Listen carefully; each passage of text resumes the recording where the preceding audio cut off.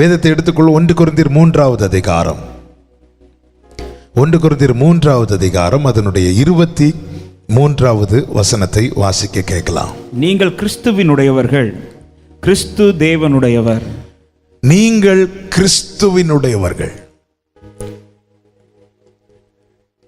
பவுலை கொண்டு ஆவியானவர் கொரிந்தியருக்கு அநேக காரியங்களை எழுதி வருகிறார். இந்த கொரிந்துக்கு எழுதின நிருபத்தை தான் நாம போன வருஷத்துல இந்த கிருபையினால இந்த பைபிள் ஸ்டடியில் தியானித்து வருகிறோம். ஆவிக்குரிய கண்ணோட்டத்தோடு அநேக காரியங்களை தியானிக்க தேவன் நமக்கு உதவி செய்தார். இங்கே இந்த 3வது அதிகாரத்தில் கடைசியில பவுலை கொண்டு ஆவியானவர் எழுதி வைக்கிறார். பவுல் ஒரு காரியத்தை கொரிந்து சபையார் அறிந்து கொள்ள வேண்டும், எல்லா ரட்சிக்கப்பட்ட கர்த்தருடைய சபை அறிந்து கொள்ள வேண்டும் என எழுதி வைக்கிறார். என்ன தெரியுமா? நீங்கள் கிறிஸ்துவினுடையவர்கள். இதை சொல்ல காரணம் என்ன? காரணம் உண்டு. இங்கே இவர்கள் யாருடையவர்களாய் தங்களை காட்டிக் கொண்டிருக்கிறார்கள்? 4வது வசனத்தை பாருங்கள். ஒருவன் நான் பவுலை சேர்ந்தவன் என்றும் வேறொருவன் நான் அப்போலோவை சேர்ந்தவன் என்றும் சொல்லுகிறபடியால் நீங்கள் மாம்சத்துக்குரியவர்கள் அல்லவா? இங்கே அவர்கள் கிறிஸ்துவினுடையவர்களாய் தங்களை எண்ணவில்லை, வாழவில்லை. மாறாக நான் பவுலுடையவன், நான் அப்போலோவை சேர்ந்தவன், நான் கேபாவை சேர்ந்தவன், நான் இந்த கூட்டத்தான், இப்படி மாம்சத்துக்குரியவர்களாய் பிரிந்திருக்கிறார்கள். அவர்களுக்குள்ள ஒரு மனம் இல்லை. ஒரு கிறிஸ்துவினுடையவனுடைய அந்த குவாலிட்டி சபையிலே நஷ்டப்பட்டதை ஆவியானவர் பாரப்படுத்தி பவுலை கொண்டு எழுதி வைக்கிறார். ரட்சிக்கப்பட்ட அன்பு சகோதரா சகோதரி, என கேட்கிற சபையே, நான் கிறிஸ்துவினுடையவர்கள். பவுல் இந்த நிருபத்தை எழுதும்போது முதல் அதிகாரத்திலேயே இதே காரியத்தை சொல்லிவிட்டு என்ன சொல்லுகிறார் தெரியுமா?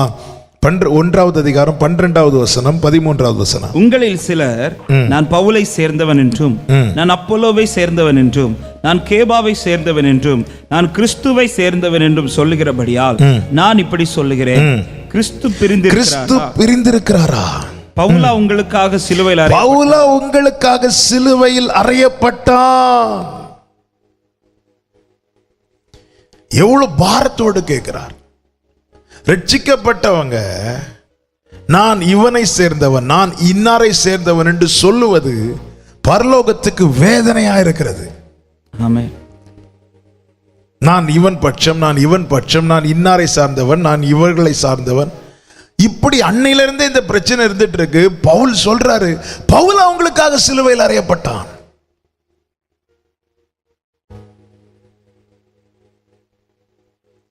இரத்தத்தால் மீட்கப்பட்டவர்கள் ஒரு காரியத்தை மறந்து விடக்கூடாது. என்ன தெரியுமா? நாம் கிறிஸ்துவினுடையவர்கள். மலையிலிருந்து மோசே இறங்கி வந்தபோது ஜனங்கள் விக்கிரகத்தை உண்டு பண்ணி ஆராதித்துக் கொண்டிருக்கிறார்கள். மோசே கோபத்துல என் சப்போர்ட்டா நிக்கிறவங்க யாரு, என் பட்சத்துல நிக்கிறவங்க யாருன்னு கேட்கல. கர்த்தர் பட்சத்தில் நிற்கிறவர்கள் யாரோ அவர்கள் என்னிடத்துல வாங்கன்னு சொன்னார். அப்பொழுது லேவியர் தங்களை அதற்கென்று அர்ப்பணித்தார்கள். தேவன் அவர்களை விசேஷப்படுத்தி பிரித்தெடுத்தார். நான் இரத்தத்தை, எனக்காக யார் சிலுவையில் அறையப்பட்டாரோ அவரை சேர்ந்தவன், அவரை சேர்ந்தவள்.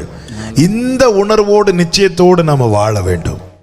ஆமென். நாம் எப்படி கிறிஸ்துவினுடையவர்களாய் மாறினோம்? கலாத்தியர் 3வது அதிகாரம் 26 முதல் 29 வரை உள்ள வசனங்கள். கலாத்தியர் 3வது அதிகாரம் 26 முதல் 29 வரை உள்ள வசனங்கள். நீங்கள் எல்லாரும் கிறிஸ்து இயேசுவை பற்றும் விசுவாசத்தினால் தேவனுடைய புத்திரராய் இருக்கிறீர்களே. ஏனெனில் உங்களில் கிறிஸ்துவுக்குள்ளாக ஞானஸ்நானம் பெற்றவர்கள் எத்தனை பேரோ அத்தனை பேரும் கிறிஸ்துவை தரித்துக் கொண்டீர்களே. யூதன் என்றும் கிரேக்கன் என்றும் இல்லை, அடிமை என்றும் சுவாதீனன் என்றும் இல்லை, ஆண் என்றும் பெண் என்றும் இல்லை, நீங்கள் எல்லாரும் கிறிஸ்து இயேசுவுக்குள் ஒன்றாயிருக்கிறீர்கள். நீங்கள் கிறிஸ்துவினுடையவர்களான ஆபிரகாமின் சந்ததியாகும் வாக்குத்தத்தத்தின்படியே சுதந்திரராயும் இருக்கிறீர்கள். இந்த வசனங்கள்ல தெளிவாய் தெரிகிறது ஒருவன் எப்படி கிறிஸ்துவினுடையவனாய் மாறுகிறான். ரட்சிக்கப்பட்டு அவரோடு கூட ஞானஸ்நான உடன்படிக்கை செய்யும் போது அவன் கிறிஸ்துவினுடையவனாய் மாறுகிறான். ரட்சிக்கப்படுகிற அனுபவம் எப்படி உண்டாகிறது? விசுவாசத்தினாலே, கிருபையினாலே, விசுவாசத்தை கொண்டு ரட்சிக்கப்பட்டீர்கள். ரட்சிக்கப்பட்டு மனம் திரும்பி பிதா குமாரன் பரிசுத்த ஆவியானவருடைய நாமத்தினாலே ஞான ஸ்நான உடன்படிக்கை செய்யும் போது அவன் கிறிஸ்துவுக்குரியவனாய் மாறுகிறான், கிறிஸ்துவின் உடையவனாய் மாறுகிறான். இந்த பாக்கியத்தை நாம் எப்படி கண்டடைந்தோம் என்று கேட்டால் ஒரே வார்த்தை தான், கிருபை. எசேக்கியேல் கொண்டு ஆவியானவர் இதை அழகாய் எழுதி வைத்திருக்கிறார். எசேக்கியேல் 16வது அதிகாரம் அதனுடைய 8வது வசனம். நான் உன் அருகே கடந்து போன போது உன்னை பார்த்தேன். இதுதாங்க கிருபை. என்னை பார்த்தார். இதோ உன் காலம் பருவ காலமாய் இருந்தது, அப்பொழுது என் வஸ்திரத்தை உன்மேல் விரித்தேன். ஏசாயாவை கொண்டு எழுதி வைத்த ரட்சிப்பின் வஸ்திரத்தை எனக்கு தரிப்பித்தார். அந்த ரட்சிப்பின் அனுபவத்தை பெற்றுக்கொள்ளுகிற நிலையை தான் இங்கு சொல்லப்பட்டிருக்கிறது. உன்னை பார்த்து என் வஸ்திரத்தை உன்மேல் விரித்து உன் நிர்வாணத்தை மூடினேன். ஒரு மனிதன் எப்பொழுது நிர்வாணமானான் தெரியுமா? ஆதி மனிதன் எப்பொழுது நிர்வாணமானான் தெரியுமா? பாவத்தினாலே. பாவம் எப்பொழுது உட்பிரவேசித்ததோ மனிதனை அவை நிர்வாணமாக்கி விட்டது. அந்த நிர்வாணத்தை மறைக்க ஆதாமே தனக்கென்று அத்திலைகளை கொண்டு ஒரு வஸ்திரத்தை உண்டு பண்ணினான். ஆனால் அவைகளால் அதை மறைக்க முடியவில்லை. அதை மறைக்கும்படி நம்மேல் அந்த ரட்சிப்பின் வஸ்திரத்தை விரிக்க ஆண்டவராகிய இயேசு கிறிஸ்து 2000 வருஷங்களுக்கு முன்பதாக இந்த பூமியில இறங்கி வந்தார். ஆமென். நம்மேல் அந்த வஸ்திரம் விரிக்கப்படுவதற்காக சிலுவை மரணத்திலே அவருடைய வஸ்திரம் உரித்தெடுக்கப்பட்டது. எப்பொழுது அவர் மேலிருந்த வஸ்திரம் உரிக்கப்பட்டதோ அப்பொழுதுதான் நம் மேல் அந்த வஸ்திரம் விரிக்கப்பட்டது. இப்படிதான் நாம் ரட்சிக்கப்பட்டோம். கிருபையினாலே ரட்சிக்கப்பட்டோம். இது உங்களால் உண்டானது அல்ல, இது கிறிஸ்துவினுடைய ஈவு. அவர் மூடி அடுத்து என்ன செய்கிறார் பாருங்கள். ஆமே, உன் நிர்வாணத்தை மூடி உனக்கு ஆணையிட்டு கொடுத்து உன்னோடு உடன்படிக்கை பண்ணினேன் என்று கர்த்தராகிய ஆண்டவர் சொல்லுகிறார்.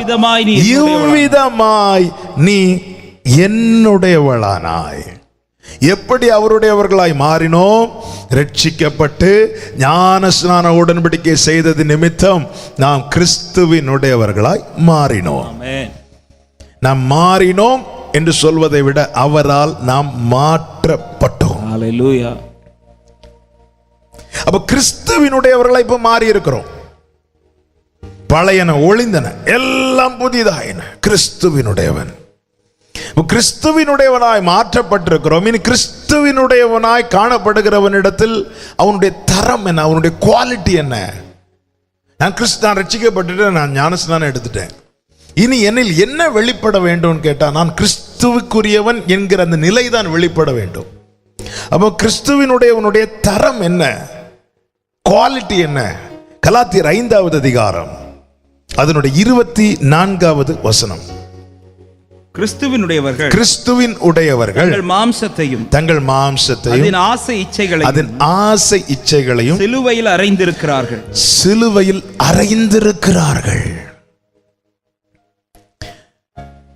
நாம் கிறிஸ்துவினுடையவர்களாய் மாற்றப்பட்டோம். இனி நான் கிறிஸ்துவினுடையவனாய் வாழணும். அதுக்கு நான் செய்ய வேண்டிய ஒரு பிரதான காரியம் உண்டு. என்ன தெரியுமா?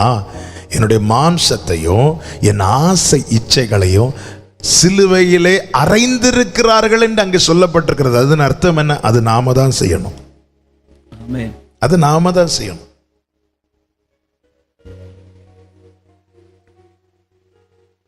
பவுல் இந்த அனுபவத்தை அழகாய் வெளிப்படுத்துகிறார். நான் சிலுவையில் அறையப்பட்டிருக்கிறேன். இனி நான் அல்ல, கிறிஸ்துவே என்னில் வாழ்கிறார். நான் அறையப்பட்டிருக்கிறேன். கிறிஸ்துவினுடையவனுடைய குவாலிட்டி என்ன அப்படின்னா, தன்னுடைய மாம்சத்தையும் தன் ஆசை இச்சைகளையும் சிலுவையிலே அறைந்திருக்கிறார்கள். அவர்கள் அறைந்திருக்கிறார்கள். அப்போ நம்முடைய ஆசை இச்சைகளை நாம் எப்பொழுது சிலுவையில் அறைகிறோமோ, நம்முடைய மாம்சத்தை நாம் எப்பொழுது சிலுவையில் அறைகிறோமோ, அப்பொழுதுதான் உண்மையிலே அந்த தரம், அந்த குவாலிட்டி, அந்த ரியல் கிறிஸ்டியன் லைஃப், அந்த குவாலிட்டி நம்மில் வெளிப்படும்.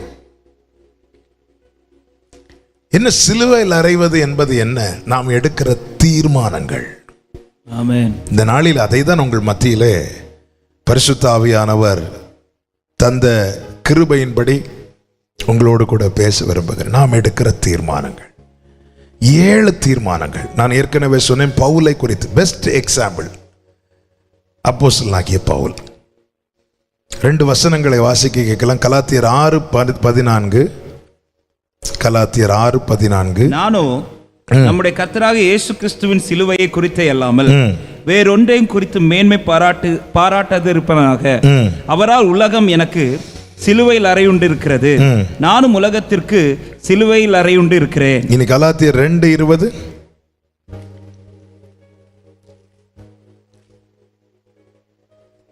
கிறிஸ்துவுடனே கூட சிலுவையில் அறையப்பட்டேன், ஆயினும் பிழைத்திருக்கிறேன். இனி நான் அல்ல, கிறிஸ்துவே எனக்கு பிழைத்திருக்கிறார். அப்போ சிலுவையில் அறையப்பட்ட அனுபவத்தை பவுல் வெளிப்படுத்துகிறார். உண்மையிலே பவுலை பிடிச்சு சிலுவையில் அறைஞ்சாங்களாம் கேட்ட இல்ல. அப்போ பவுல் இப்படி ஒரு அனுபவத்தை சபைக்கு எழுதும் போது சொல்ல காரணம் என்ன? அவன் சிலுவையில் அறையப்படுகிற அனுபவம் என்பது என்ன? நாம் எடுக்கிற உறுதியான தீர்மானங்கள். ஆமென். ஒரு 7 தீர்மானம், ஒரு கிறிஸ்துவினுடையவர்கள் எடுக்க வேண்டிய 7 பிரதானமான தீர்மானங்கள். அதை தான் இந்த நாளிலே கர்த்தர் நம்மோடு பேசுகிறார். முதலாவது பவுல் எடுத்த தீர்மானங்கள், பவுலில் வெளிப்பட்ட காரியங்கள். ஆமென். முதலாவது என்ன தெரியுமா? 1 கொரிந்தியர் 15வது அதிகாரம் அதனுடைய 9-10 வசனங்கள்.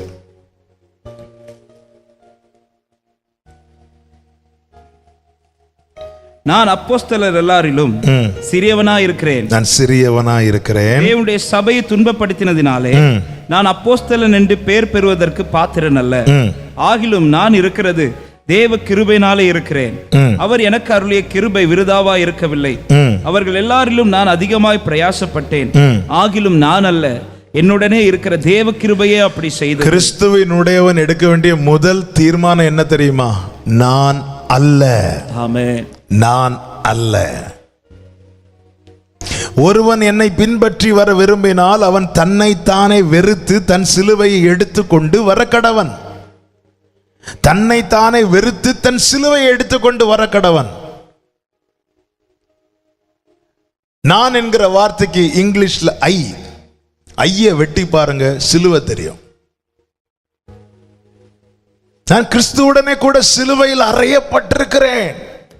எப்படி பவுலை கேட்ட சொல்வார், நான் செய்தேன் என்று சொல்ல மாட்டார், நான் அல்ல என்றே சொல்லுவார். ஆமென். நான் அல்ல.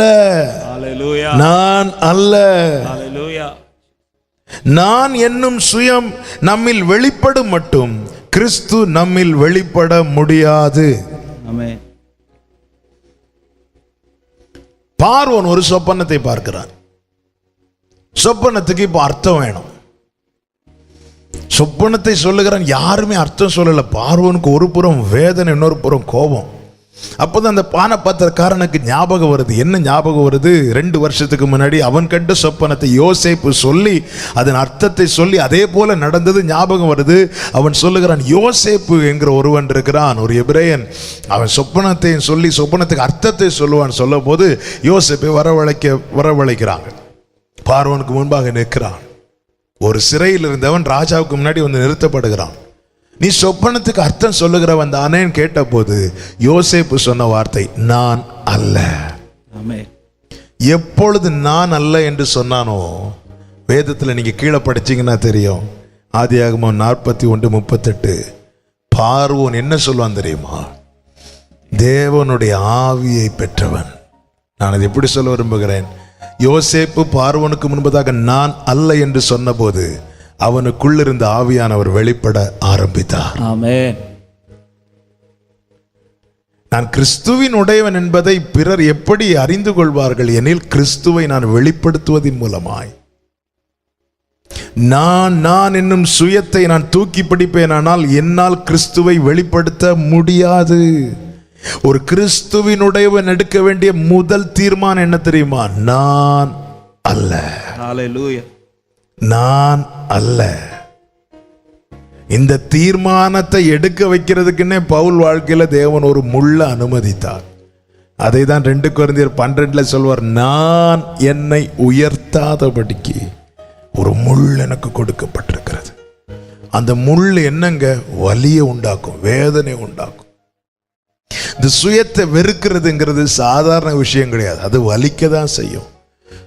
ஆமென். ஆனாலும் என்ன கூப்பிடலையே, ஆனாலும் எனக்கு ஒரு முக்கியத்துவம் கொடுக்கலையே. இந்த எண்ணங்கள் எல்லாம் நமக்குள்ள எழும்பும் போது அது வலியை கொண்டு வருது. அந்த இடத்துல அப்படி நான் எனக்கு இந்த எண்ணங்கள் நமக்குள்ளே வருதுனாலே நம்ம இன்னும் சுயம் சரியாய் சாகவில்லை. சிலுவையில் அறையப்பட்டிருக்கிறோம், உண்மையாய் முழுமையாய் சிலுவையில் அறையப்பட்டோம் என்பதின் அடையாளம் என்ன தெரியுமா? இயேசு கிறிஸ்துவை சிலுவையில் அறைஞ்சாங்க. கடைசியா செய்தது என்ன? எல்லா பனிஷ்மெண்ட்டும் கொடுத்துட்டு கடைசி பனிஷ்மெண்ட் என்ன? இயேசுக்கு செய்த கடைசி காரியம் என்ன? ஈட்டி எடுத்து குத்துனாங்க. குத்துன போது இயேசு கிறிஸ்து காலால மிதித்தாரா, உதைத்தாரா, என்னை எப்படி குத்தலாம் கேட்டாரா? இல்ல, ஒண்ணுமே சொல்லல. இதுதான் அந்த கிளைமேக்ஸ், இதுதான் கடைசி. நாம் சிலுவையில் சரியாய் அறையப்பட்டிருக்கிறோமா இல்லையா என்பதை அறிய அவன் கிறிஸ்துவுடனே கூட அறையப்பட்டிருக்கிறோமா, மரித்தோமா இல்லையா என்பதை அறிய சிலரால சில குத்துக்களை தேவன் அனுமதிப்பார். சிலர் வார்த்தையினால ஒரு குத்துவாங்க, குத்துறாங்கல்ல. அப்படி காமனா பேசுறது மாதிரி பேசி நம்மளே குத்துவாங்கல்ல. குத்தும் போது நம்ம எப்படி ரியாக்ட் பண்றோம்? ஆண்டவர் ஏன் அந்த ஈட்டியை வச்சு குத்துனது எதற்காக? உண்மையில உயிரோடு இருக்கிறாரா, மரித்துட்டாரா என்பதை அறிய. நாம் உண்மையிலே சிலுவையில் அறையப்பட்டிருக்கிறோமா இல்லையா என்பதை அறிய சிலரால சில குத்துகளை தேவன் அனுமதிக்கிறார். என்ன எப்படி சொல்லலாம், என்ன எப்படி நீ பேசலாம்? நம்ம இந்த கிரியை வெளிப்படுதுனாலே நம்ம சும்மா சொல்லிட்டு இருக்கிறோம் கிறிஸ்துவினுடையவன் என்று சும்மா சொல்றோமே அண்டி, உண்மையிலே இல்லை. அப்ப இந்த குத்துகளை தேவன் அனுமதிக்க காரணம் ஏங்க, எலும்பு முறிய தேவன் அனுமதிக்கல இல்ல. சிலுவையில தொங்கி கொஞ்ச நேரத்துக்கு அப்புறமா எல்லாருடைய முட்டை எலும்பு உடைப்பாங்க. கூட தொங்கின 2 கள்ளர்களுடைய எலும்புகள் உடைக்கப்பட்டது. ஆனா இயேசுவின் எலும்பு முறிக்கப்படவில்லை. காரணம், அது ஆல்ரெடி எழுதப்பட்டது, அவருடைய எலும்புகளில் ஒன்று முறிக்கப்படாது. அப்ப எலும்பு முறிய அனுமதிக்கல, ஆனா குத்த எப்படிங்க அனுமதிச்சார்? தேவன் எல்லாவற்றையும் நமக்காக செய்கிறார், நமக்கு காண்பித்து தருகிறார், ஒரு மாதிரியை காண்பித்து தருகிறார். அந்த குத்தும் போது ஒரு ரியாக்ஷனுமே இல்லை, பேசாம இல்ல. 1000 பேர் 1000 சொல்லட்டுங்க. அபிஷேகம் பண்ணப்பட்ட சவுலுக்கு, இஸ்ரவேலின் முதல் ராஜா, அபிஷேகம் பண்ணப்பட்ட சவுலுக்கு எதிராக பேலியாளின் மக்கள் பரியாச வார்த்தைகளை பேசின போது வேதம் என்ன சொல்லுகிறது தெரியுமா? அவன் காது கேளாதவன் போல இருந்தான். ஆனா அதே சவுலை விட்டு ஆவியானவர் விலகினதுக்கு பிற்பாடு ஜனங்கள் சவுல் கொன்றது 1000, தாவீது கொண்டது 10,000 சொன்ன சத்தத்தை கேட்டு விசனம் அடைந்தான். நாம் முழுமையாய் அவருக்குள்ள இருக்கிறோமா இல்லையா என்பதை இந்த ஒரு காரியத்தை வைத்து நம்மால் அறிந்து கொள்ள முடியும். ஆனால் என்ன இவங்க சரியா, எனக்கு இவங்க சரியா, நான் கிறிஸ்துவின் உடையவனா என்பதை அறிய எனில் வரங்கள், இங்கே கொரிந்து சபையில எல்லா வரங்களும் இருக்கு. ஆனா இந்த நான் பவுலை சேர்ந்தவன், நான் இந்த கூட்டத்தான், நான் இந்த ஜாதி, நாங்கெல்லாம் யார் தெரியுமா? நாங்கள் அந்த சர்ச்சில் எத்தனை வருஷம் விசுவாசிங்க தெரியுமா? நீங்க இப்போ வந்துட்டு பேசுறீங்களா? இந்த நான் ஜெபம் பண்ணி நடந்துச்சு தெரியுமா?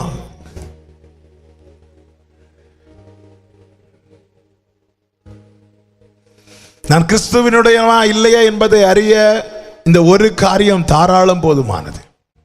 அப்ப நாம எடுக்க வேண்டிய தீர்மானம் என்ன? நான் அல்ல. ஆண்டவர் சொன்னார் சீஷர்களை பார்த்து, எல்லாரும் நீங்க இடர்ல அடைய போறீங்க, எல்லாரும் நைட்டு ஓடிடுவீங்க, என்னை விட்டு போயிருவீங்க, என்னை தனியா விட்டு போயிருவீங்க சொல்லும்போது பேதுரு சொல்லுவார், அவங்க யார் போனாலும் நான் போக மாட்டேன். ஆண்டவர் சொன்ன சேவல் கூறுறதுக்கு முன்னாடி நீ 3 தடவை மறுதலிக்க போற. அதே போல நடந்தது. பின்பு மனம் கசந்து அழுதான். ஆண்டவர் உயிர் தெழுந்து மீண்டும் பேதுருவை சந்திக்கிறார். பேதுருட்ட கேட்கிறார், பேதுருவே நீ நேசிக்கிறியா, அன்பு கூறுகிறாயா? நான் இப்படி சொல்லிட்டு இருந்தவன் இந்த கேள்விக்கு முன்பதாக என்ன சொன்னான் தெரியுமா? நீர் அறிவீர். நான் என்று சொன்ன போது தோற்றான், நீர் என்று சொல்ல ஆரம்பித்த போது ஜெயித்தான். ஹல்லேலூயா.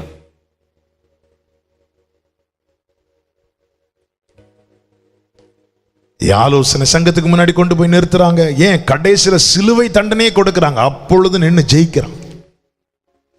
நான் என்று சொன்ன போது வேலைக்காரிக்கு முன்னாடி போய் தோற்றான். நீர் என்று சொன்ன போது திரள் கூட்ட முன்பாக நின்ற போதும் ஜெயித்தான். ஒரு கிறிஸ்தவன் தோக்கக்கூடாது, கிறிஸ்துவினுடையவன் தோக்கக்கூடாது. அவன் ஜெயிக்கணும்னா சிலுவையில வெற்றி சிறக்கணும். நம்முடைய ஆசை இச்சைகளை சிலுவையில் அட்டிக்கணும்.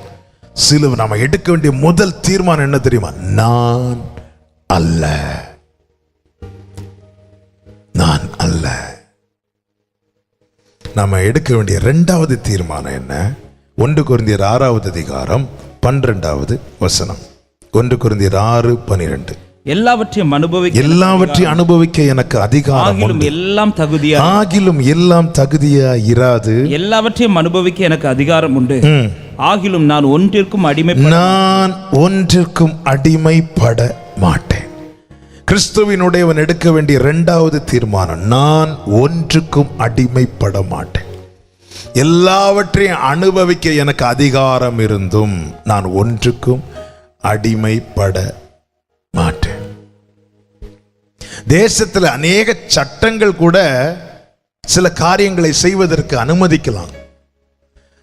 சட்டம் அனுமதிக்குதுன்னு சொல்லி நீங்க செய்யக்கூடாது. பைபிள் அனுமதிக்குதான் பார்த்து செய்யணும். அதைதான் பவுல் இங்கே சொல்லுகிறார். All things are lawful for me. எல்லாத்தையும் அனுபவிக்கிறதுக்கு இன்னைக்கு சட்டங்கள் அனுமதிக்கிறது, எனக்கு எல்லாமே அனுமதிக்கிறது. ஆனா பைபிள் அனுமதிக்கல. அதனால நான் ஒரு காரியத்தில் உறுதியா இருக்கிறேன், நான் ஒன்றுக்கும் அடிமைப்பட மாட்டேன். ஏன்னா நான் அவரோடு கூட சிலுவையில் அறையப்பட்டிருக்கிறேன். கை கால்களோடு சேர்த்து சிலுவையில் அறையப்பட்டிருக்கிறவனுக்கு தன் இஷ்டப்படி ஒண்ணுமே செய்ய முடியாது. செய்யலாம் நினைச்சாலும் முடியாது. அதுதான் சொல்லுகிறார், எனக்கு எது தகுதியா இராதோ அவைகளை நான் செய்ய மாட்டேன், அவைகளுக்கு நான் அடிமைப்பட மாட்டேன். அவ சிலுவையில் அறையப்பட்டவனுக்கு ஒரே ஒரு காரியம் தான் செய்ய முடியும். சிலுவையில் அறையப்பட்டதுக்கு தன் மாம்சமும் மனசு விரும்புகிற காரியங்களை செய்ய முடியாது. சிலுவையில் அறையப்பட்டவனுக்கு ஒரே ஒரு காரியத்தை தான் செய்ய முடியும். எந்த காரியம்? இயேசு செய்த காரியத்தை மட்டும்தான் செய்ய முடியும். இயேசு என்ன செய்தார்? சிலுவையில் அறையப்பட்ட இயேசு கிறிஸ்து என்ன செய்தார்? ஒரே ஒரு காரியத்தை சூப்பரா பண்ணார். என்ன பண்ணார்? பிதாவே, உம்முடைய கையில் என் ஆவியை ஒப்புவிக்கிறேன். சிலுவையில் அறையப்பட்டவனுக்கு ஒரே ஒரு காரியம் தான் செய்ய முடியும். என்ன செய்ய முடியும் தெரியுமா? அவரிடத்தில் தன்னை ஒப்புவிக்க முடியும். இதைதான் தீமோத்தேயுக்கு எழுதும் போது பவுல் சொல்லுகிறார். 2 தீமோத்தேயு 1வது அதிகாரம் 12வது வசனம். நான் விசுவாசித்திருக்கிறவர் இன்னார் என்பதை அறிந்திருக்கிறேன், நான் அவரிடத்தில் ஒப்புவித்ததை. ஹல்லேலூயா. சிலுவையில் அறையப்பட்ட கிறிஸ்து என்ன செய்தார்? ஒப்புவித்தார். தம்மை பிதாவின் கரத்தில் ஒப்புவித்தார். அவரோடு கூட சிலுவையில் அறையப்பட்ட பவுல் சொல்லுகிறான், நான் அவரிடத்தில் ஒப்புவித்ததை. தன்னை முழுமையாய். ஆமா, இன்னைக்கு நம்மளால நம்மை அர்ப்பணிக்க முடியலைன்னா நாம சிலுவையில் அறையப்படலைன்னு அர்த்தம்.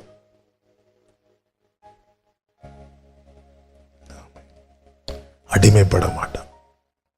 நம்ம ஏதாவது அடிமைப்படுத்துதா? கண்கள் சில காரியங்களை பார்க்கணும்னு தோணுது, விட மாட்டேங்குது. ஆணி விடல, சிலுவையோடு சேர்த்துல அடிக்கப்பட்டிருக்கு, விடாது. நான் எப்பொழுது என்னை முழுமையா அவரிடத்தில் ஒப்படைக்கிறேனோ அப்பொழுது என் சரீரத்துக்கு அவர்தான் அதிகாரி. என் அவயவங்கள் எல்லாவற்றுக்கும் அவரே அதிகாரி. அதான் கூட இருக்கிற எல்லாரும் சினிமா பார்ப்பாங்க, அவரோடு கூட சிலுவையில் அறையப்பட்டவனால் அது பார்க்க முடியாது.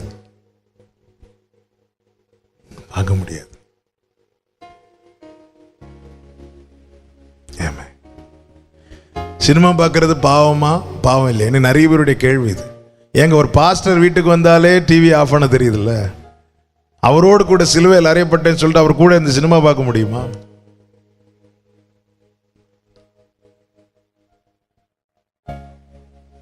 உண்மையிலேயே கிறிஸ்துவோடு கூட கிறிஸ்துவினுடையவன் அவன் சினிமா பார்க்க மாட்டான். சினிமான்னு இல்லை, தேவையில்லாத எதையுமே பார்க்க மாட்டான், தேவையில்லாத எதையும் கேட்க மாட்டான், தேவையில்லாத எதையும் பேச மாட்டான். தன் சரீரத்துக்கு களங்கத்தை வருவிக்கிற கரையை உண்டாக்குகிற எந்த ஒரு காரியத்துக்கும் அவன் தன்னை அடிமைப்படுத்த விடமாட்டான். எது தகுதியா இருக்குதோ அதற்கு மட்டுமே தன்னை விட்டு கொடுப்பான், அல்லது அதை மட்டுமே தான் செயல்படுத்துவான். ஒன்றுக்கும் அடிமைப்பட மாட்டேன். நம்ம எடுக்க வேண்டிய அடுத்த தீர்மானம், நம்ம எடுக்க வேண்டிய மூன்றாவது தீர்மானம் என்ன?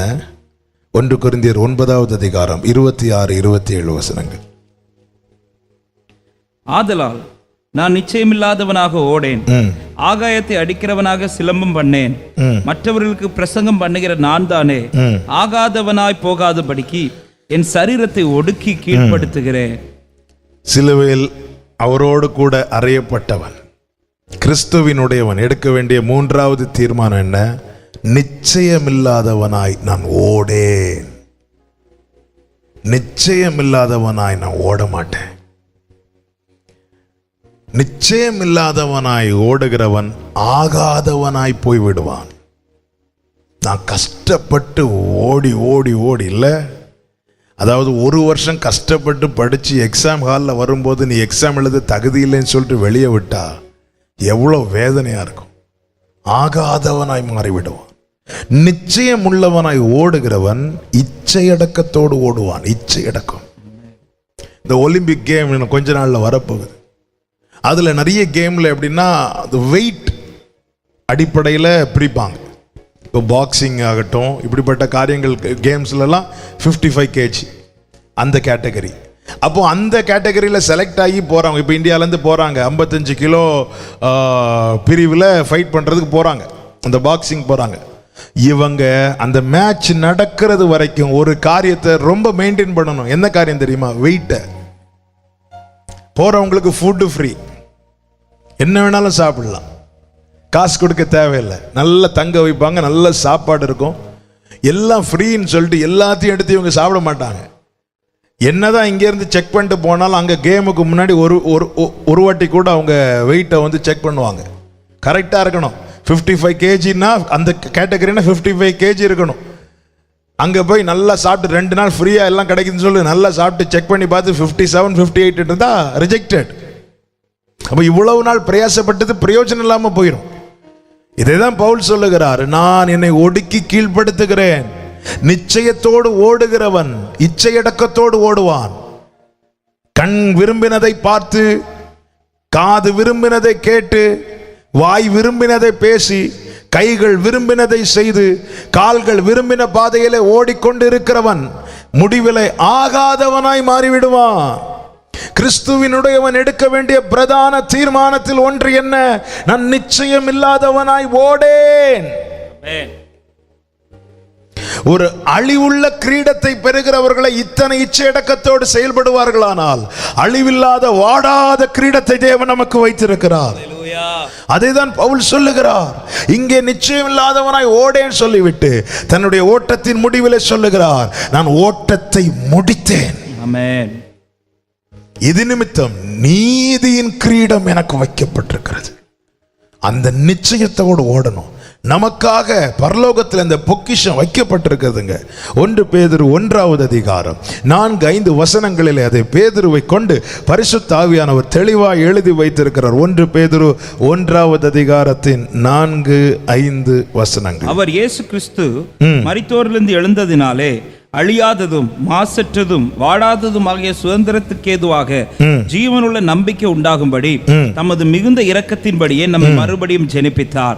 கடைசி காலத்திலே வெளிப்பட ஆயத்தமாக்கப்பட்டிருக்கிற ரட்சிப்புக்கு ஏதுவாக விசுவாசத்தை கொண்டு தேவனுடைய பலத்தினாலே காக்கப்பட்டிருக்கிற உங்களுக்கு அந்த சுதந்திரம் பரலோகத்தில் வைக்கப்பட்டிருக்கிறது. பரலோகத்தில் ரட்சிக்கப்பட்டவர்களுக்கு ஒரு சுதந்திரம் வைக்கப்பட்டிருக்கிறது. அவரால் மறுபடியும் ஜெனிப்பிக்கப்பட்டவர்களுக்கு பரலோகத்தில் ஒரு சுதந்திரம் வைக்கப்பட்டிருக்கிறது. வாடாத கிரீடம், வாடாத நம்பிக்கை, நமக்கு வைக்கப்பட்டிருக்கிறது. அது எப்பொழுது கிடைக்கும்?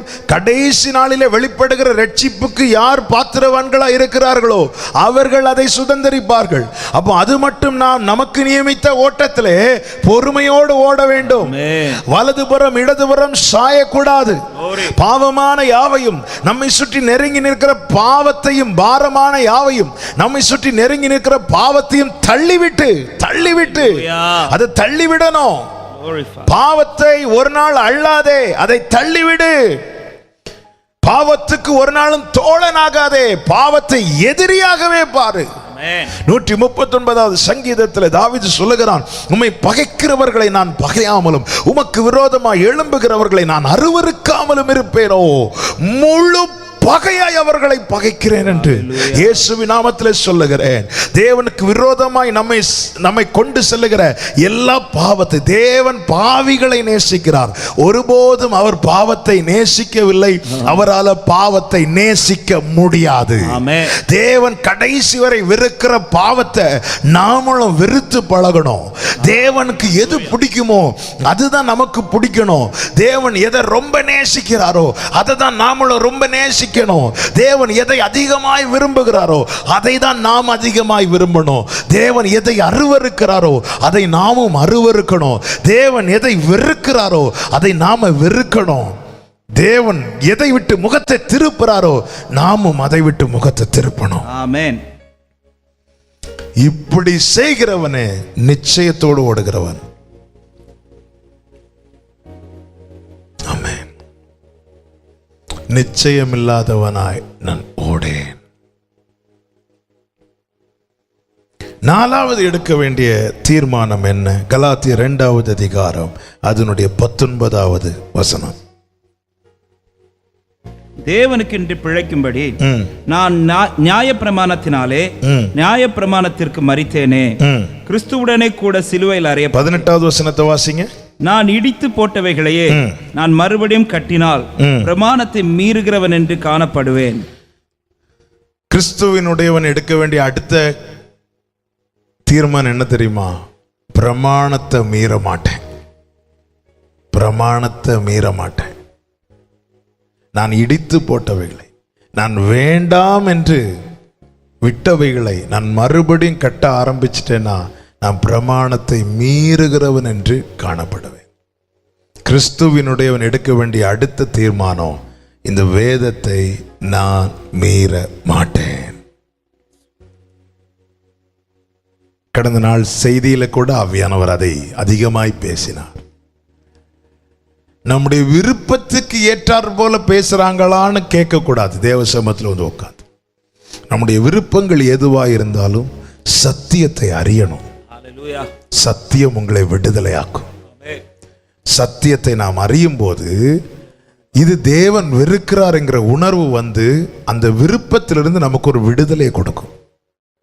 விருப்பத்திலிருந்து விடுதலை கொடுக்கும். தேவ சித்தத்துக்கு மாறான விருப்பங்களிலிருந்து நமக்கு ஒரு விடுதலை வேணும். அப்பதான் சத்தியத்துக்கு நம்ம விட்டு கொடுக்க முடியும், வேதத்தின்படி நடக்க முடியும். இல்லைன்னா இதை நாம் அந்நிய காரியமா எண்ணி வசனத்தை முதுகுக்கு பின்னாடி எரிஞ்சிருவோம். பிரமாணத்தை மீறக்கூடாது, வேதத்தை ஒரு நாள் மீறக்கூடாது. கர்த்தருடைய வேதத்தின்படி நடக்கிற உத்தம மார்க்கத்தார் பாக்கியவான்கள். ஹல்லேலூயா. ஆமென். வசனம் இதை வாசிக்கிறவன், வெளிப்படுத்தின விசேஷம் 1வது அதிகாரம் அதனுடைய 3வது வசனம். இந்த தீர்க்க தரிசன வசனங்களை வாசிக்கிறவன் கேட்கிறவன் இதில் எழுதி இருக்கிறவைகளை கை கொள்ளுகிறவர்களும் பாக்கியவான்கள். வாசிக்கிறவர்களா இருக்கணும், கேட்கிறவர்களா இருக்கணும், கை கொள்ளுகிறவர்களா இருக்கணும். ஆண்டவர் வெளிப்படுத்தின விசேஷம் கடைசி அதிகாரத்தில் என்ன சொல்லுகிறார் பாருங்கள். ஆமென். 22வது அதிகாரம் 12 முதல் வாசியுங்கள், 12 முதல் 14 வரை. இதோ இதோ சீக்கிரமாய் வருகிறேன். சீக்கிரமாய் வருகிறேன். அவனவனுடைய கிரியைகளின்படி அவனவனுக்கு நான் அளிக்கும் பலன் என்னோட கூட வருகிறது. நான் அல்பாவும் ஒமேகாவும் ஆதியும் அந்தமும் முந்தினவரும் பிந்தினவருமாய் இருக்கிறேன். ஜீவ விருட்சத்தின் மேல் அதிகாரம் உள்ளவர்களாவதற்கும் வாசல்கள் வழியாய் நகரத்திற்குள் பிரவேசிக்கிறதற்கும் அவருடைய கற்பனைகளின்படி செய்கிறவர்கள் பாக்கியவான்கள். இந்த வார்த்தை கவனிச்சீங்களா? ஜீவ விருட்சத்தின் மேல் அதிகாரம் உள்ளவர்களாய் ஆவார்களாம். யாரு? அவருடைய வசனத்தின்படி செய்கிறவர்கள். ஆதாம் ஏவாள் அந்த பாக்கியத்தை இழந்தார்கள் வசனத்துக்கு மாறாய் செய்ததுனால. ஏதேனை விட்டு கர்த்தர் ஆதாமை ஏவாளையும் துரத்த காரணம் என்ன? ஆதியாகமம் 3வது அதிகாரம் அதனுடைய 22வது வசனம். பின்பு தேவனாகிய கர்த்தர் இதோ மனுஷன் நன்மை தீமை அறியத்தக்கவனாய் நம்மில் ஒருவரை போல ஆனான். இப்பொழுதும் அவன் தன் கையை நீட்டி ஜீவ விருட்சத்தின் கனியை பறித்து புசித்து என்றைக்கும் உயிரோடு இராதபடிக்கு செய்ய வேண்டும் என்று அவன் எடுக்கப்பட்ட மண்ணை பண்படுத்த தேவனாகிய கர்த்தர் அவனை ஏதேன் தோட்டத்திலிருந்து அனுப்பிவிட்டார். தேவன் விலக்கின நன்மை தீமை அறியத்தக்க விருட்சத்தின் கனியை இவன் கை நீட்டி பறிச்சு புசிச்சுட்டாங்க. தேவ வார்த்தைக்கு மாறாய் செயல்பட்டுட்டாங்க. பிரமாணத்தை மீறிட்டாங்க. மீறினதுக்கு அப்புறம் அவர்கள் அந்த மேன்மையை இழந்துட்டாங்க. இப்ப கர்த்தர் என்ன செய்கிறார்? இவங்களை இப்படியே வச்சிட்டு இருந்தா அடுத்து எதை கை வைப்பாங்க? ஜீவ விருட்சத்தின் கனியை. அந்த கனியினுடைய விசேஷம் என்ன? அதை சாப்பிட்டா அவனுக்கு சாவே கிடையாது. அப்படிப்பட்ட ஒரு கனி. அதை இவன் சாப்பிடக்கூடாதுன்னு சொல்லி, ஏன்னா மீறிட்டானே, அந்த தகுதியை இழந்து விட்டானே, அவனை ஏதனை விட்டு அனுப்பிவிட்டார். அனுப்பிவிடப்பட்ட மனுக்குலத்துக்கு மீண்டும் ஒரு சான்ஸ் கொடுக்கிறார். என்ன சான்ஸ்? அந்த ஜீவ விருட்சத்தின் மேல் நீ அதிகாரம் உள்ளவனாய் மாற விரும்புகிறியா? உனக்கு ஆமென், தேவன் ஜீவ மார்க்கத்தை காண்பிக்கிறார். என்ன? இதன்படி கை கொள்ளு, இதை கை கொள்ளு. முந்தின ஆதாம் இழந்த அந்த மேன்மையை பிந்தின ஆதாமாகிய கிறிஸ்து நமக்காய் அதை சம்பாதித்து வைத்திருக்கிறார். அவருடைய கட்டளைகளின்படி. இனி அந்த வசனத்தை ஒரு விசை கூட வாசியுங்கள். வெளிப்படுத்தின விசேஷம் 22வது அதிகாரம் அதனுடைய 14வது வசனம். ஜீவ விருட்சத்தின் மேல் அதிகாரம் உள்ளவர்களாவதற்கும் வாசல்கள் வழியாய் நகரத்துக்குள் வாசல் வழியாய் முந்தின ஆதாமுக்கு பிரவேசிக்க முடியாதபடிக்கு சுடர் ஒளி பட்டயத்தை பிடித்த கேருபீன்களை கர்த்தர் நிறுத்தி வைத்திருந்தார். போக முடியாது உள்ள. ஆண்டவர் சொல்ற, உன்னை நான் உள்ள கொண்டு வரேன். இந்த ஜீவ விருட்சத்தின் மேல் நான் உனக்கு அதிகாரம் தருகிறேன். அதிகாரம் கொடுக்கிறேன்னு என்ன அர்த்தம்? நீ அதை புசிக்கலாம். அதுதான் எபேசு சபைக்கு சொல்லுகிறார், ஜெயம் கொள்ளுகிறவன் எவனோ அவனுக்கு நான் பரதீசின் மத்தியில் இருக்கிற ஜீவ விருட்சத்தின் கனியை நான் புசிக்க கொடுப்பேன். ஜெயிக்கணும். ஜெயிக்கிறதுக்கு என்ன செய்யணும்? இதன்படி நடக்கணுமே தவிர இதை மீறக்கூடாது. பிரமாணத்தின்படி நடக்கணும், வேதத்தின்படி நடக்கணும், வேதத்தை மீறக்கூடாது. வேதத்தை மீறுகிறவர்கள் கிருபையை விருதாவாக்குகிறார்கள். அதுதான் கலாத்தியர் 2:21 சொல்லுகிறார். மேல சொல்லுங்க, நான் இடிச்சதே கட்டுனா நான் பிரமாணத்தை மீறுகிறவனா இருப்பேன், நான் அப்படி செய்ய மாட்டேன் சொல்லிட்டு 2:21 வாசிங்க. கலாத்தியர் 2:21. நான் தேவனுடைய கிருபையை விருதாவாக்குகிறது இல்லை. ஹல்லேலூயா. கிறிஸ்துவினுடைய எடுக்க வேண்டிய அடுத்த தீர்மானம் என்ன? இந்த பிரமாணத்தை, இந்த வேதத்தை நாம் மீறக்கூடாது. 5வது தீர்மானம் என்ன? கலாத்தியர் 1வது அதிகாரம் அதனுடைய 10வது வசனம். இப்பொழுது நான் மனுஷரையா தேவனையா யாரை நாடி போதிக்கிறேன்? மனுஷரையா பிரியப்படுத்த பார்க்கிறேன்? நான் இன்னும் மனுஷரை பிரியப்படுத்துகிறவனா இருந்தால் நான் கிறிஸ்துவின் ஊழியக்காரன் அல்லவே. கிறிஸ்துவினுடையவன் எடுக்க வேண்டிய 5வது தீர்மானம் என்ன தெரியுமா? மனுஷனை அல்ல, தேவனையே பிரியப்படுத்துவேன். ஆமென். தேவனையே நான் பிரியப்படுத்துவேன். நம்மில் அநேகர் ஆராதிக்க வரும்போதுதான் தேவனை பிரியப்படுத்துவதற்கு எதுவாய் நம்மை மாற்றிக்கொள்ளுகிறோம். நாம் யாரை பிரியப்படுத்துகிறோம்?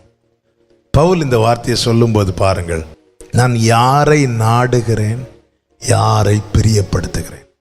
இந்த 2 வார்த்தை இதில் நல்லா கவனிங்க. ஒரு விஷயம் கூட இந்த வசனத்தை பாருங்க, கலாத்தியர் 1:10. இப்பொழுது நான் மனுஷரையா தேவனையா யாரை நாடி போதிக்கிறேன்? யாரை நாடி. அடுத்து மனுஷரையா பிரியப்படுத்த பார்க்கிறேன். நான் இன்னும் மனுஷரை பிரியப்படுத்துகிறவனா இருந்தால் நான் கிறிஸ்துவின் யாரை நாடுகிறேன். நான் எதுக்கு இந்த வார்த்தையை எடுத்தேன்னா உங்களுக்கு புரியறதுக்காக. எல்லாவற்றிற்கும் எவன் ஒருவன் தேவனையே நாடுகிறானோ அவனே தேவனை பிரியப்படுத்துகிறவன். ஆமென். எல்லாவற்றுக்கும் அவரையே நாடுகிறவன். வேலைக்காரருடைய கண்கள் தங்கள் எஜமான்களின் கையை நோக்கி இருக்கிறது போல எங்கள் கண்கள் மனுஷருடைய கையை அல்ல, உம்மையே. எனக்கு என்ன தருவீர்னு ஆபிரகாம் ஆண்டவர்கிட்ட கேட்டான். ஆனா சோதோமின் ராஜா கொண்டு வந்ததை கை நீட்டி வாங்க அவனால முடியாது. தேவனை பிரியப்படுத்துகிறோம். மனுஷரை நம்ம பிரியப்படுத்த நிறைய காரியங்கள் வேதத்தை விட்டு விலக வேண்டி இருக்கும்.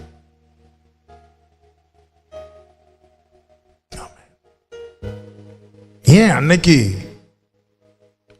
பெந்தேகோஸ்தே கூட்டம்னு சொன்னாலே ஜனங்கள் ஒதுக்கி வைக்க காரணம் என்ன தெரியுமா? அவர்கள் மனுஷர்களுக்கு பிரியமாய் வாழல, முழுவதுமாய் தேவனுக்கு பிரியமாய் வாழ்ந்தாங்க.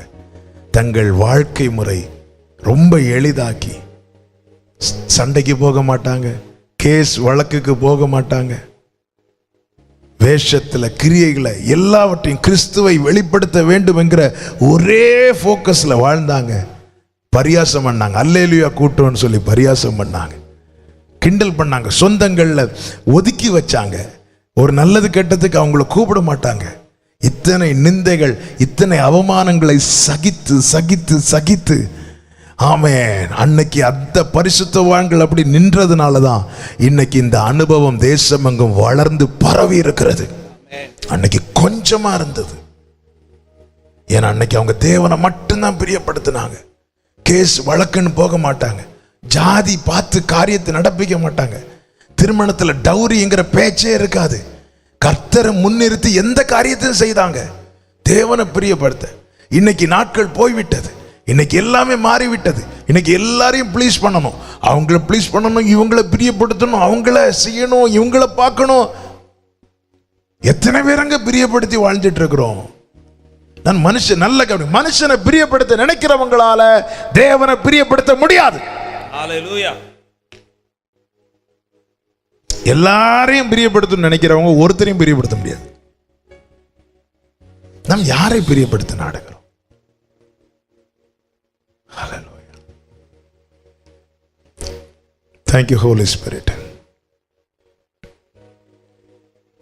கிறிஸ்துவின் உடையவன் எடுக்க வேண்டிய தீர்மானம் என்ன? அவரை பிரியப்படுத்தும். ஏரோது இயேசுவை பார்க்க ஆசையா இருந்தான். இயேசு போய் ஒரு அப்பாயின்மெண்ட் கொடுத்திருந்தாருன்னா அந்த பஸ்கா இரவுல ஏரோதுக்கு முன்னாடி கொண்டு போகப்பட்ட போது நிறைய ஃபேவர் ஏரோதால பண்ணியிருக்க முடியும்ல. ஆண்டவர் செய்யல. காரணம் அது பிதாவினுடைய விருப்பம் இல்லை. எனவே இயேசு அவனை பார்க்க போகல. பிதாவினுடைய விருப்பம் என்ன?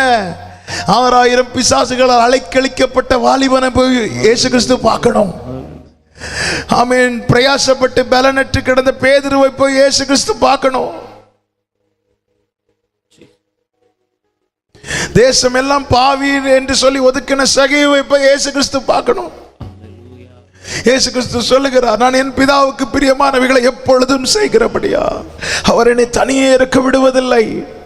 ஒரு கிறிஸ்துவினுடையவன் என்கிறவன், அவரோடு கூட சிலுவையில் அறையப்பட்டிருக்கிறேன் என்று சொல்லுகிறவன் எடுக்க வேண்டிய பிரதான தீர்மானம், மனுஷனை நான் பிரியப்படுத்த கூடாது, தேவனை பிரியப்படுத்துவேன். மனுஷனை பிரியப்படுத்த என்னெல்லாமோ இன்னைக்கு தேவ பிள்ளைகள், ஜீவனுள்ள தேவனுடைய பிள்ளைகள், யூத ராஜ சிங்கத்தின் பிள்ளைகள் இன்னைக்கு மனுஷங்களை பிரியப்படுத்துறதுக்காக அவங்க வீட்டு வாசல்ல போய் கடந்து அவங்கள தெய்வத்துக்கு நிகராய் அவங்கள உயர்த்தி பேசி, நீங்க மட்டும் இல்லைன்னா நீங்க தான், எவ்வளவு காரியங்களை. யாரை நாடுகிறோமோ அவங்கள நம்ம பிரியப்படுத்துறோம். எல்லாவற்றுக்கும் தேவனை நாடுகிறவன். தேவனுக்கு என்ன பாருங்க, ஒரு மினிஸ்டரை போய் பார்த்து ஒரு காரியம் ஆகணும், நம்ம சும்மாவா போவோம்? நார்மலா சொல்றேன், இந்த மினிஸ்டரை பார்த்தா அல்ல காரியம் நடக்கும், அல்லது இந்த அதிகாரியை பார்த்தா காரியம் நடக்கும். அவங்கள்ட்ட ஒருத்தருக்கு மூலமாக நமக்கு பழக்கம் கிடைச்சிட்டு உடனே போய் எனக்கு இந்த காரியத்தை செய்து கொடுங்க அப்படி செய்ய மாட்டாங்க. என்ன செய்வாங்க, அவங்க வீட்டில் ஒரு ஸ்நாக்ஸ் வாங்கிட்டு போவாங்க, அவங்களுக்கு பிடிச்சது என்னன்னு கேட்டு வாங்கிட்டு போவாங்க. 2-3 தடவை போய் பேசி பேசி பேசி அவங்கள ப்ளீஸ் பண்ணி அவங்களுக்கு. எஸ்தர் அப்படி தானங்க பண்ணா. ராஜாவுக்கு எடுத்ததும் ஆமானுக்கு கதையை முடிக்கிறதுக்கான காரியத்தை கேட்டால் இல்லை, ஒரு விருந்து வச்சா இல்லை, நான் விருந்து வைக்கிறேன். முதல் விருந்து, 2ஆம் விருந்து, 2வது விருந்தில் மெதுவாக சொல்கிறேன், இவன் தான் அவன். இப்படி தானே? இல்லைங்க. ஒரு தேவ பிள்ளை இப்படி ஒரு மனுஷனை ப்ளீஸ் பண்ணி காரியத்தை நடப்பிக்கிறது தேவ சித்தம் அல்ல. கர்த்தருக்கு சித்தம்னா அந்த நபரை கொண்டு கர்த்தர் செய்விப்பார். இதனால நாம் பல இடத்துல நம்முடைய தரத்தை நாம் இழக்க வேண்டி இருக்கும். ஒரு கர்த்தர் மேல எஸ்தர் என்ன பண்ணாங்க, 3 நாள் ஃபாஸ்டிங் இருந்து ஜெபம் பண்ணிட்டு போறாங்க. கர்த்தர் காரியத்தை நடப்பிக்கிறார். இந்த அதிகாரியை பார்த்து காரியம் நடக்கணும், இல்ல நான் அதிகாரியை பார்க்கவே மாட்டேன், இல்ல நீங்க ஜெபம் பண்ணிட்டு கர்த்தர் மேல நம்பிக்கை வச்சுட்டு போங்க. கர்த்தரை பிரியப்படுத்தி நீங்க போங்க, செல்லுகிற இடத்துல உங்களுக்கு அனுகூலம் கிடைக்கும். தேவனை பிரியப்படுத்துவான். நான் மனுஷனை அல்ல, தேவனை பிரியப்படுத்துகிறேன். ஹல்லேலூயா. ஞாயிற்றுக்கிழமை காலையில் வந்தாதான் இன்னார பார்க்க முடியும். ஓகே, இன்னைக்கு என்ன பண்ணலாம்? ஞாயிற்றுக்கிழமை காலையில் நமக்கு என்ன இருக்கு? நமக்கு சர்ச் இருக்கு. சரி, சர்ச் நம்ம அப்புறம் ஆன்லைன்ல கூட பார்த்துக்கலாம். முதல்ல போய் காரியத்தை நடத்துவோம். மனுஷனையா தேவனையா, யாரை பிரியப்படுத்த பார்க்கிறோம்?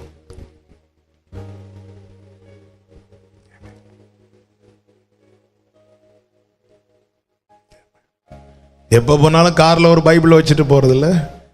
ஒரு முக்கியமான அதிகாரியை கூட்டிகிட்டு போக வேண்டியிருக்குது, பைபிள் எடுத்து நேராக பின்னாடி வைக்கிறது. ஏன்? அந்த பைபிளை பார்த்தா அவருக்கு பிடிக்காது. எதுக்கு வம்பு பைபிள் எதுக்கு பின்னாடி வைக்கிறது? மனுஷனே தேவனை யாரை பிரியப்படுத்த பார்க்குறோம்?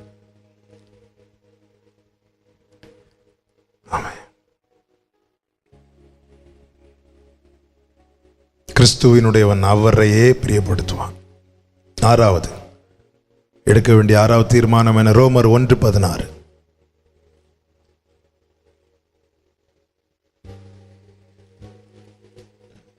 கிறிஸ்துவின் சுவிசேஷத்தை குறித்து நான் வெட்கப்பட மாட்டேன். முன்பு யூதரிலும் வெட்கப்பட மாட்டேன்.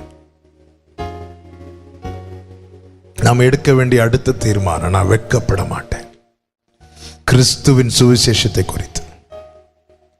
லூக்கா 9:26 வாசியுங்கள். லூக்கா 9:26. Thank you Holy Spirit.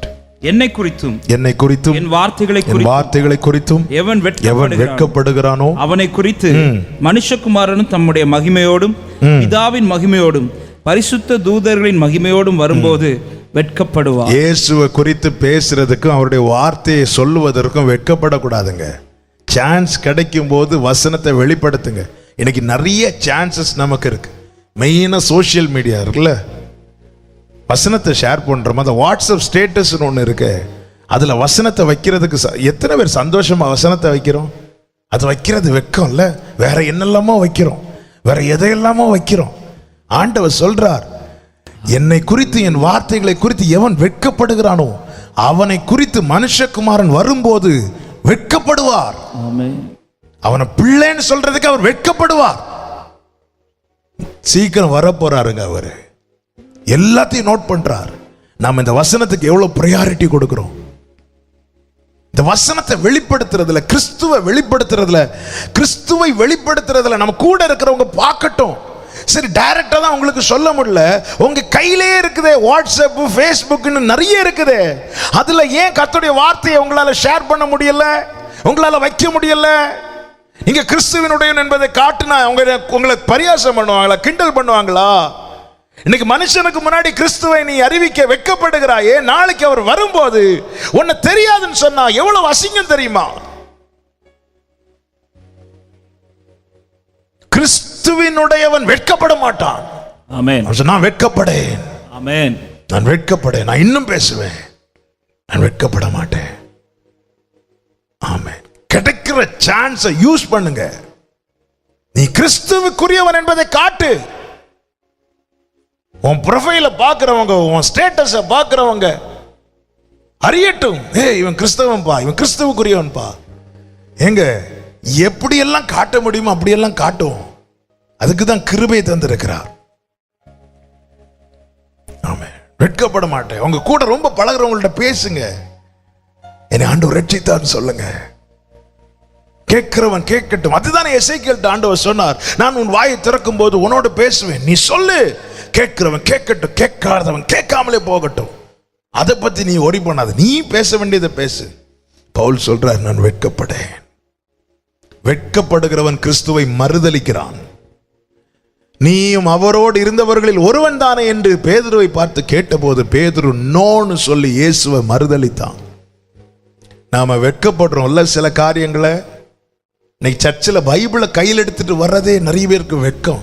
அதனால எவ்வளவு சின்னதா பைபிள் வாங்க முடியுமோ அவ்வளோ சின்னதா வாங்கி பாக்கெட்ல போட்டு கொண்டு வர்றது. பைபிளை கையில் எடுத்து கொண்டு வாங்க. சிலர் பைபிள்லாம் கொண்டு வர மாட்டோம், மொபைல்ல தான். மொபைல்ல பைபிள் பார்க்கறது தப்பு கிடையாதுங்க, எமர்ஜென்சிக்கு பார்க்கலாம். ஆனா மொபைல்ல பைபிள் மட்டும் கிடையாது, மொபைல்ல வேற நிறைய இருக்கு. ஆனா பைபிள்ல நம்ம கையில கொடுத்திருக்கப்பட்டிருக்கிறது இதுல வசனம் மட்டும்தான் உண்டு, வேற எதுவும் கிடையாது. இதை கனப்படுத்துங்க. இதுக்கு ஒரு மேன்மை இருக்கு, இதுக்கு ஒரு மகிமை இருக்கு. அவர் தம்முடைய சகல பிரஸ்தாபத்தை பார்க்கலும் அவருடைய வார்த்தையை மகிமைப்படுத்தி இருக்கிறார். பைபிள் எடுக்கணும், பைபிளை படிக்கணும்.